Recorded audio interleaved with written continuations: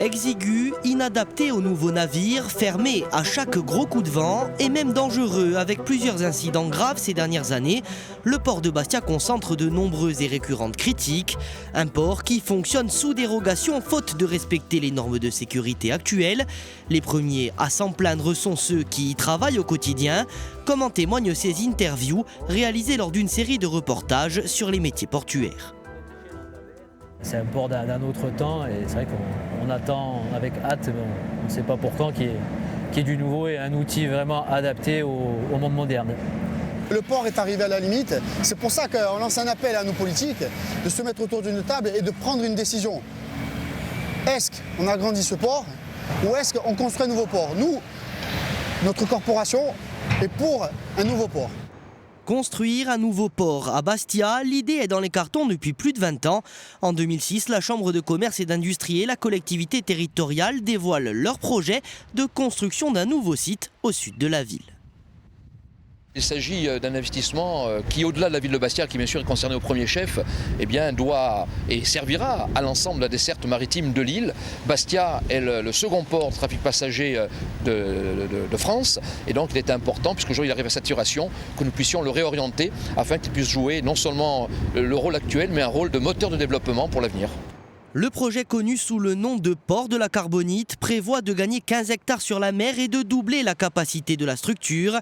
Un projet qui suscite l'adhésion des acteurs économiques, mais aussi des inquiétudes, notamment quant à son impact sur l'environnement. Ce cabinet d'études qui d'une part soumissionne pour faire des travaux et de l'autre mène des études d'impact environnemental. Est-ce qu'on peut me dire s'il y a là une impartialité quelconque ? Modification des courants et donc du trait de côte, impact sur la plage de la Rinella et destruction des herbiers de Posidonie. Son coût, aujourd'hui estimé à 1 milliard d'euros, soulève aussi des critiques. La question du nouveau port va durablement s'installer dans le débat politique. Elle est au centre de chacune des campagnes municipales à Bastia. Certains opposants, comme les indépendantistes de Corsica Libera, défendent un projet alternatif consistant à agrandir le bassin actuel.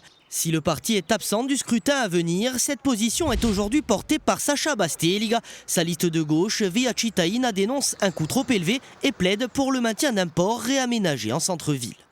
Sacha Basteliga est le seul des 7 candidats à s'opposer au nouveau port. 4 d'entre eux sont partisans du projet d'implantation à la Carbonite. C'est le cas de Jean-Martin Mondologne qui plaide pour un modèle de financement public-privé et la requalification du bassin actuel en port de plaisance. Un positionnement similaire à celui de Nicolas Batigne qui défend le même mode de financement et veut attirer des grandes unités de plaisance en centre-ville. Julien Morganti privilégie lui aussi l'option Carbonite avec un financement public-privé via des concessions de quais accordées aux compagnies maritimes. Mais sa vision de la reconversion du bassin actuel diverge. Le candidat UNIT veut créer un parc et une plage au pied de la place Saint-Nicolas. Enfin, Francis Riolacci est lui aussi favorable à la Carbonite, mais le communiste défend un financement à 100% public et exclut toute idée de participation d'opérateurs privés. Depuis 2019, une autre option est apparue dans le débat, celle de Portuno, portée par la majorité territoriale nationaliste. L'idée est d'implanter le nouveau port plus au nord, de réaliser un ouvrage plus petit et surtout de limiter l'impact sur l'environnement grâce à un quai sur pieux pour ne pas modifier les courants marins. Dans la campagne actuelle, Gilles Simeoni est le seul à privilégier l'hypothèse Portuno.